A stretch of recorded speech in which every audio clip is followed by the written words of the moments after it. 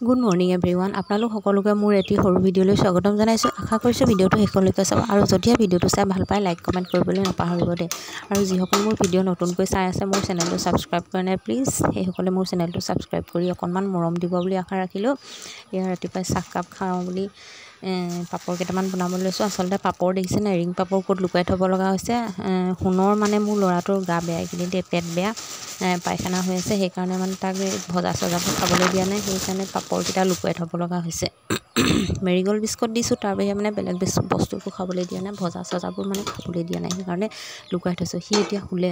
ৰাতিপুৱা আজি সোনকালে 5:30মান বজাতে উঠিলে, উঠি বিস্কুট খালে, অকণমান খেলি লৈ এতিয়া শুলে। সেইকাৰণে আমি সোণজনী আৰু মই দুইজনীয়ে ৰিং পাপৰ দি বোলো চাহ খাওঁ এনেকৈ বুলি বনাবলৈ লৈছোঁ। সি শুই থাকোঁতে বনাই লৈছোঁ।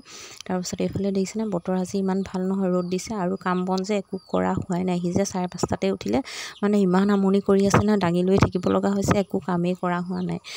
কাঁহী বাতি ধুবলৈ যে কুকুৰা চুকুৰা মেলাই নাই, বাকী এইবোৰ কথা নকওঁ আৰু।